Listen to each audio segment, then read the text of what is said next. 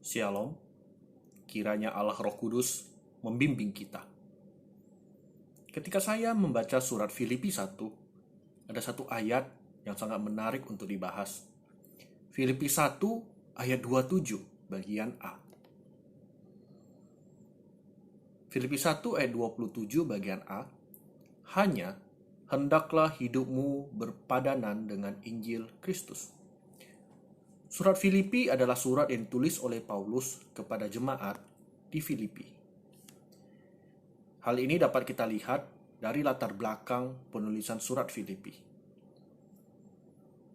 Seperti yang dapat kita lihat, surat Filipi ditulis supaya orang-orang percaya dapat menang terhadap penyiksaan dan penderitaan yang mereka alami dalam mempertahankan imannya. Dan pesan-pesan utama di dalam surat Filipi ini dapat kita lihat bahwa Paulus menginginkan orang-orang percaya untuk memiliki hidup, memiliki sikap, memiliki sudut pandang dan kesadaran terhadap Injil Kristus. Oleh karena itu, kata kunci terdapat di kata berpadanan. Berpadanan berasal dari kata aksios.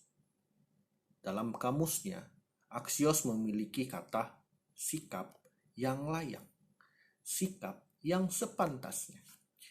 Oleh karena itu, kita dapat mengerti, hendaklah hidupmu berpadanan dengan Injil Kristus adalah sikap hidup kita yang layak terhadap Injil. Sekali lagi, sikap hidup kita yang layak terhadap Injil. Bagaimana kita dapat mengaplikasikan sikap hidup yang layak terhadap Injil ini? Secara kasat mata, kita dapat melihat aplikasinya di dalam ayat 27. Paulus berkata, "Kamu teguh berdiri dalam satu roh dan sehati sejiwa berjuang untuk iman yang timbul dari berita Injil." Jadi, aplikasi untuk hidup layak adalah satu roh, satu hati, sejiwa, berjuang bersama di dalam iman yang timbul dari berita Injil. Ini adalah aplikasi kepada jemaat. Bagaimana sikap hidup orang percaya, sikap hidup yang layak terhadap Injil. Tetapi ternyata di dalam ayat 27 ini terdapat satu aplikasi tersembunyi dari Paulus. Paulus telah menuliskannya, tetapi karena keterbatasan bahasa Indonesia, maka aplikasi dari Paulus tersebut tidak nampak di dalam terjemahan.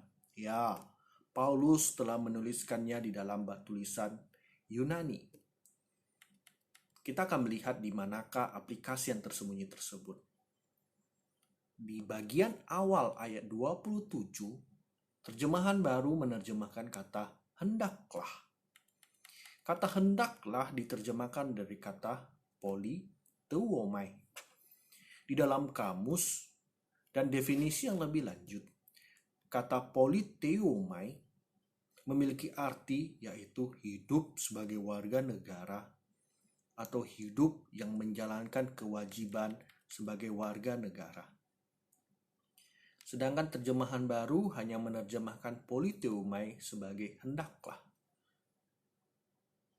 Di dalam satu kalimat awal ayat 27 ini, Paulus mempunyai maksud yang sangat jelas, yaitu hendaklah hidupmu layak terhadap Injil sebagaimana kamu adalah warga negara sorga.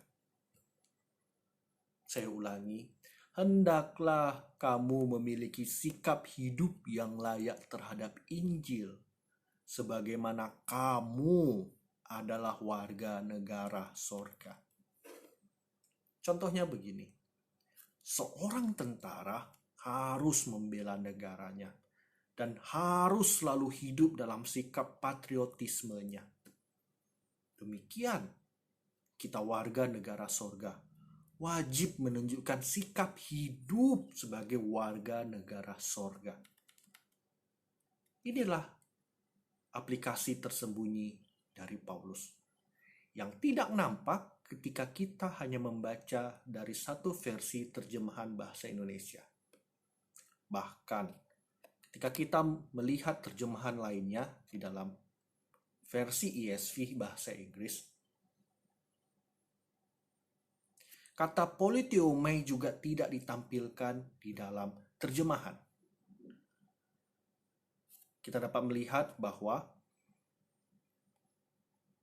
ESV memberikan terjemahan, "Only let your manner of life be worthy of the gospel of Christ." ESV juga tidak memberikan terjemahan, "Hiduplah seperti warga negara kerajaan sorga."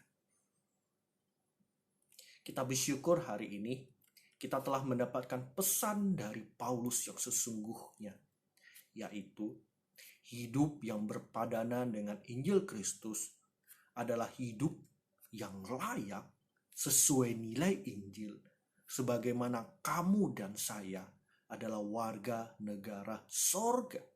Kita telah memiliki KTP keselamatan dari Yesus Kristus.